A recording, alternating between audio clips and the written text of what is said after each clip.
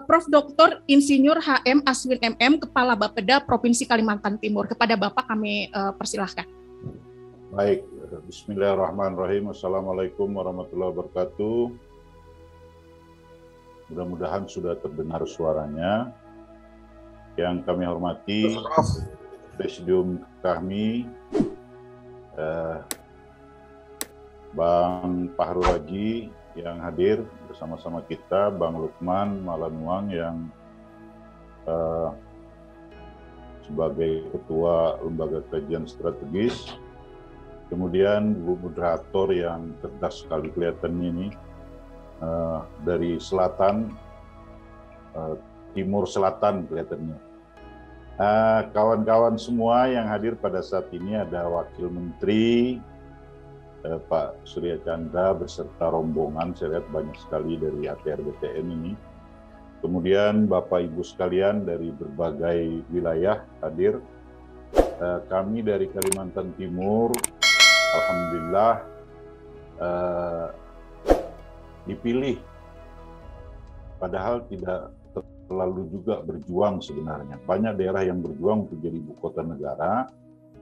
Kebetulan kami merasa tidak mungkin untuk dipilih, jadi tidak terlalu kencang sebenarnya berjuangnya.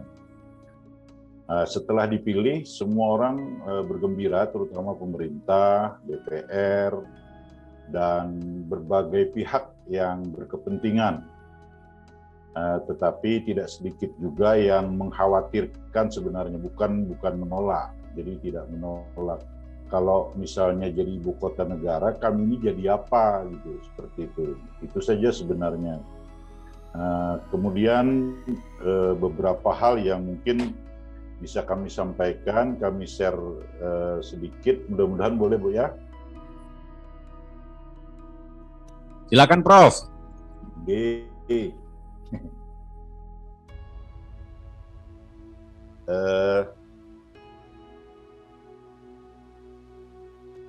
Kalimantan Timur itu punya visi berani untuk Kalimantan berdaulat, Kalimantan Timur berdaulat, dengan 5 misi, fokus sumber daya manusia, ekonomi kesejahteraan, konektivitas, lingkungan hidup, dan reformasi birokrasi.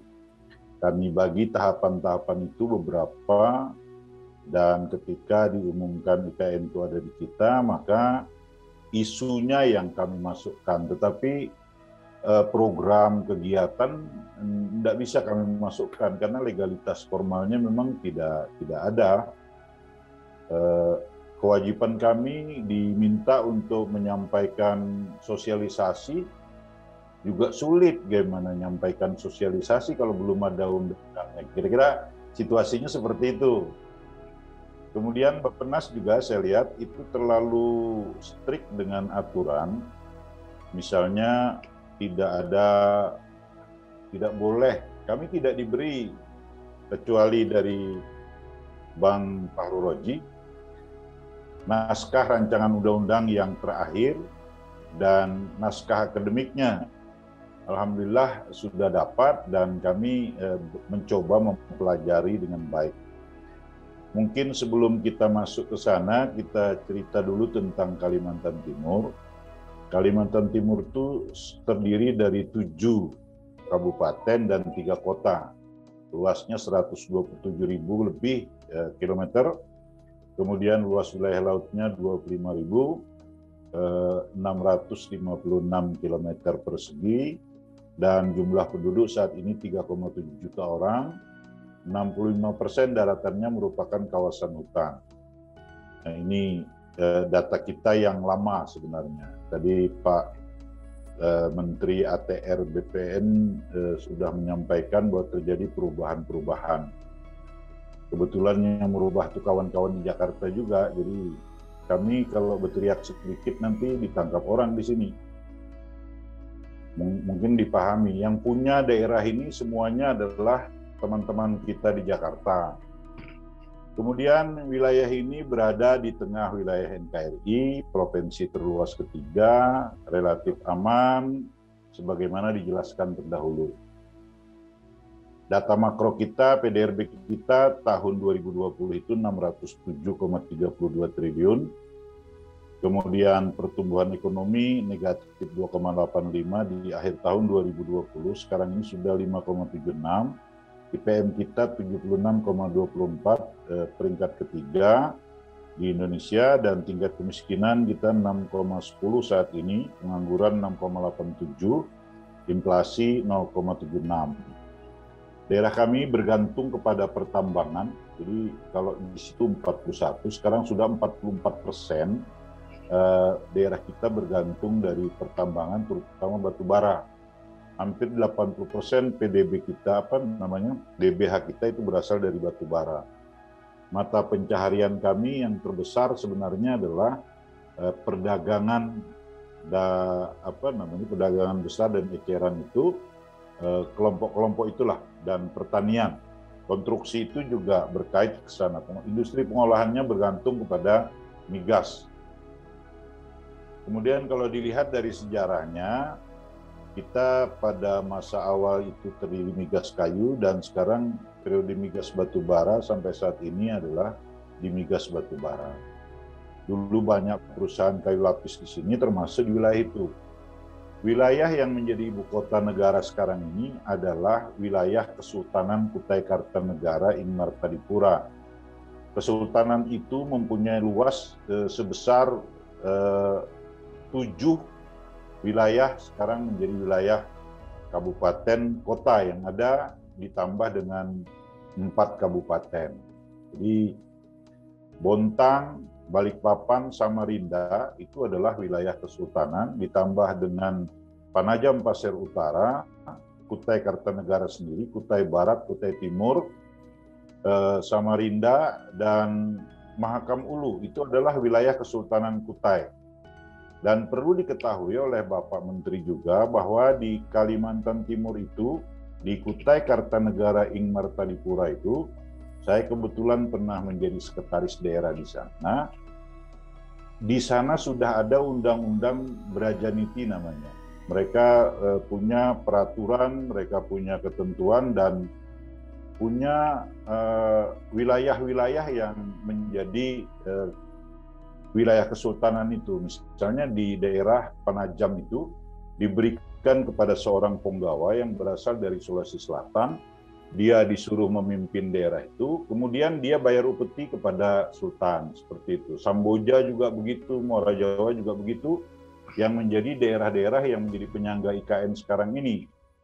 Nah, oleh karena itu mungkin perlu dipahami ketika mereka misalnya menuntut dan sebagainya untuk dilibatkan, mungkin ini perlu juga dalam kalau kami di Kalimantan Timur itu kalau mau bikin desa, mau mecah desa itu rapatnya berpuluh-puluh kali. Nah, IKN ini belum pernah ada rapat resmi bagaimana kita duduk satu meja, ini batas wilayah, ini di mana, belum pernah.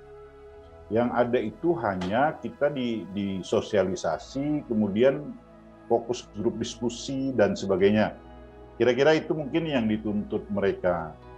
Kemudian kalau daerah kami memang bisa meningkat menjadi 47,7%, ini data Bappenas yang bikin. Kalau jadi ibu kota itu investasi kami meningkat, pertumbuhan ekonomi meningkat 7,3%, dikalikan saja jumlah itu banyak sekali orang yang bekerja dan sebagainya.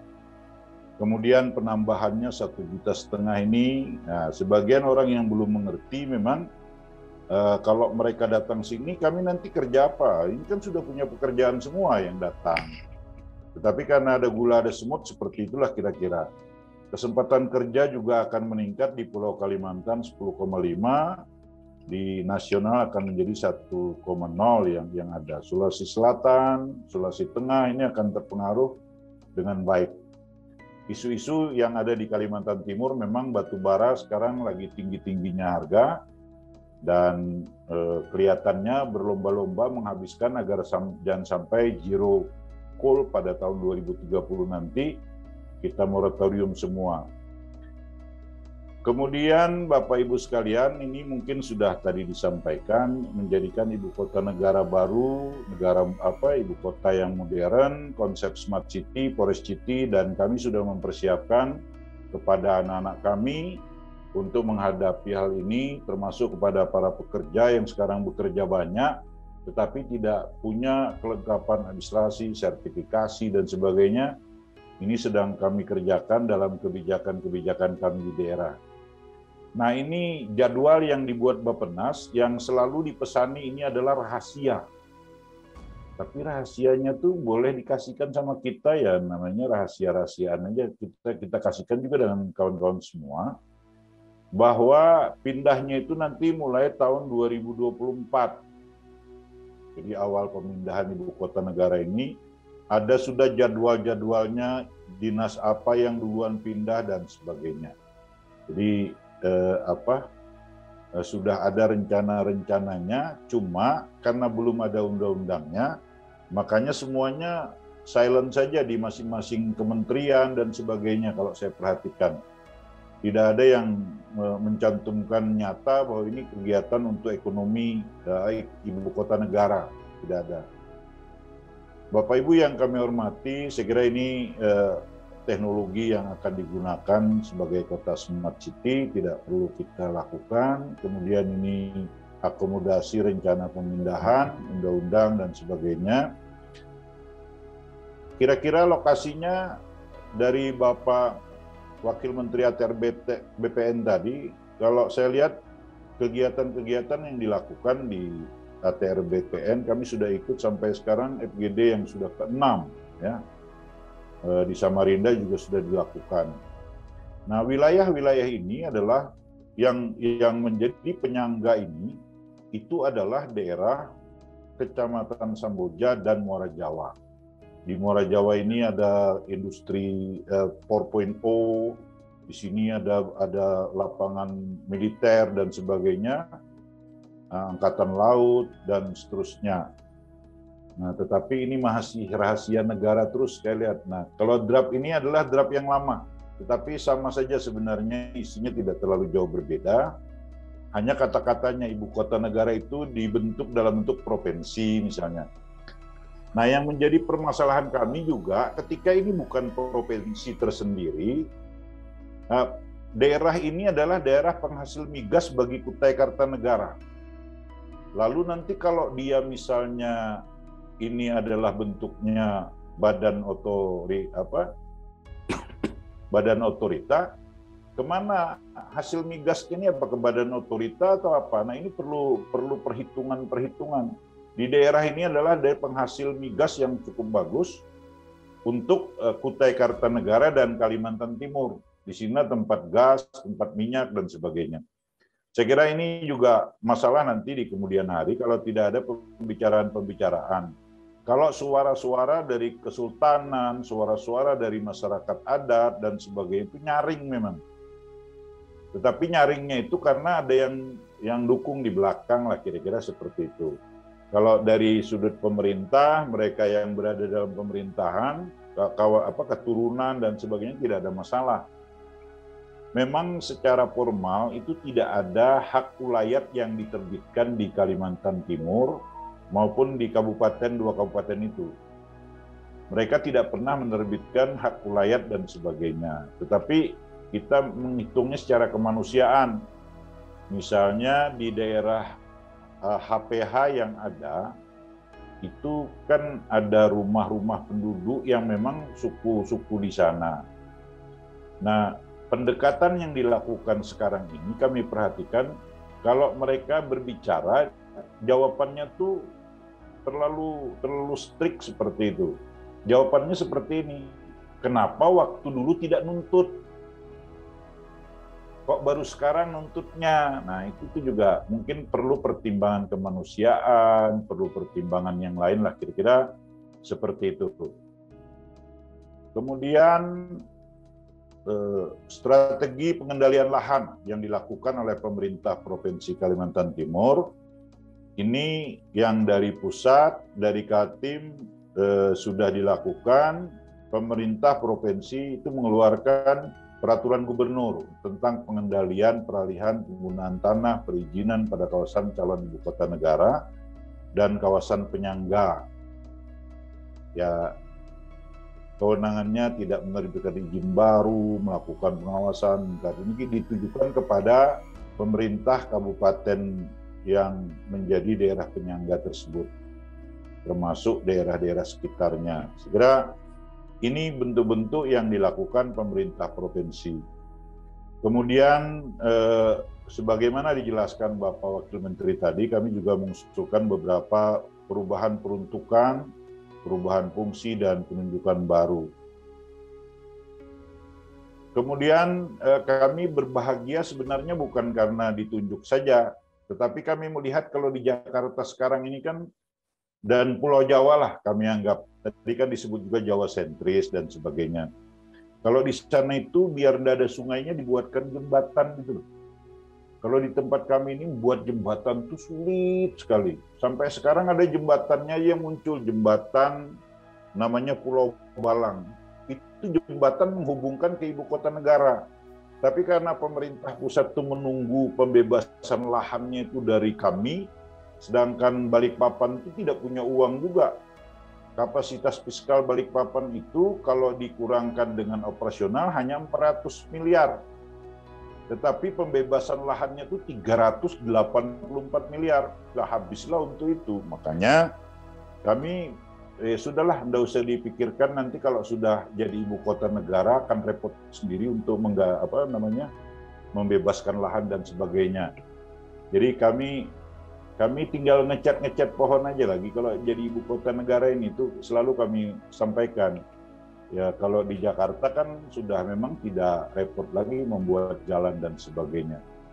Kalau lihat jalan kami ini, hari ini diperbaiki, besok rusak lagi.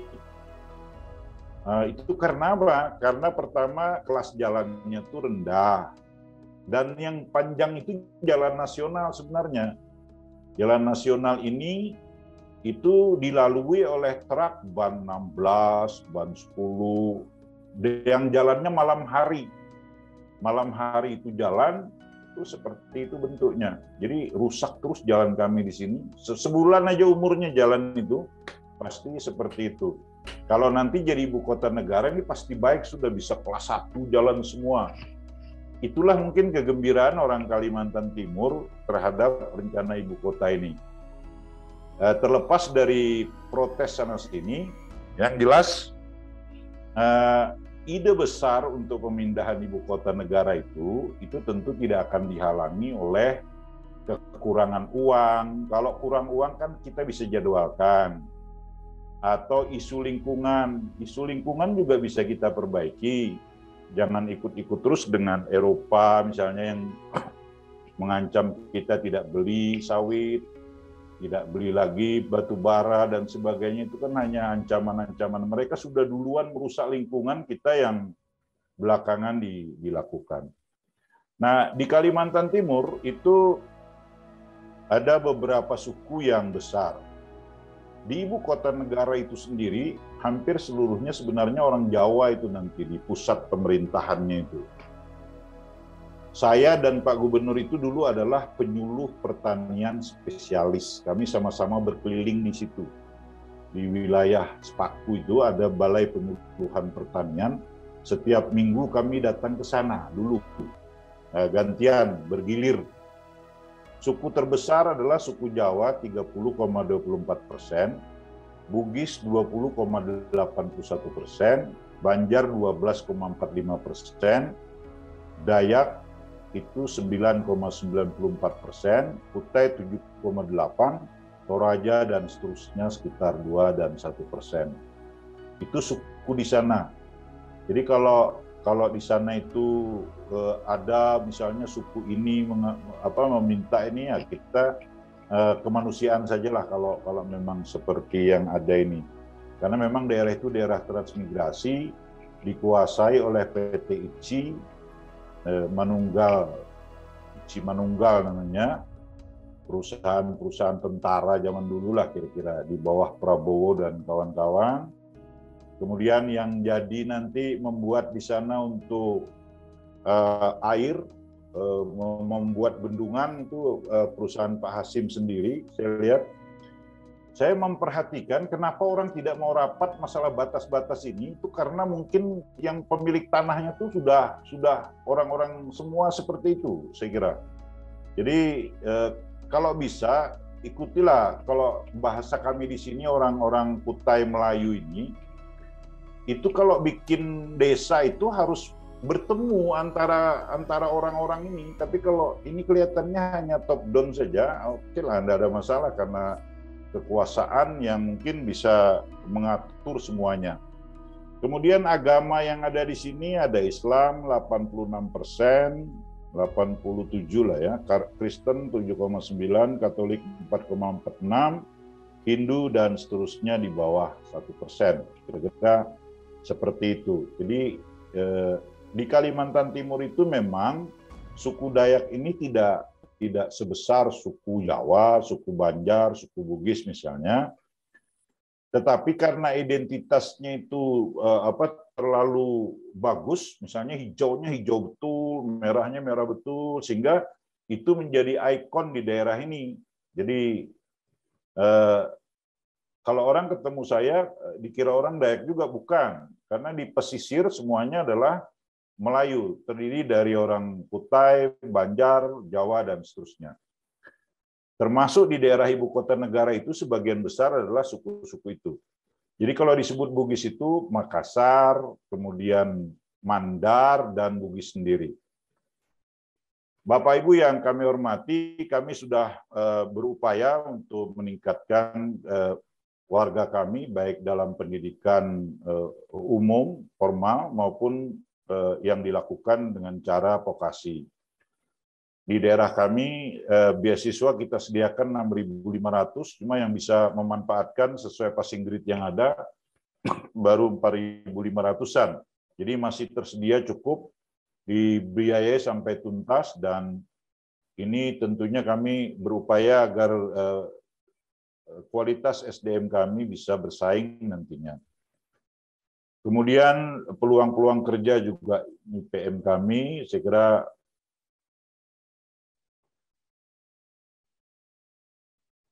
tokoh-tokoh kita sudah berbicara semua, kecuali yang tadi kami sampaikan dari beberapa daerah yang pada umumnya ditumpangi oleh beberapa LSM yang mungkin memang kontra dengan program ini, tetapi yang jelas kami melihat ketika berhadapan dengan kami juga tidak ada masalah, bukan yang kuat-kuat lah, kira-kira seperti itu.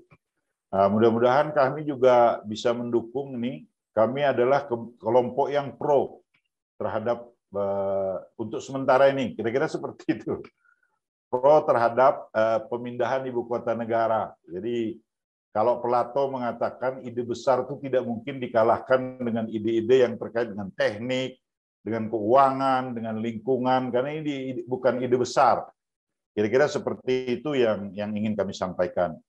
Terima kasih, mungkin untuk sementara itu dulu yang kami sampaikan, dan selanjutnya kami persilahkan untuk kegiatan-kegiatan kita selanjutnya.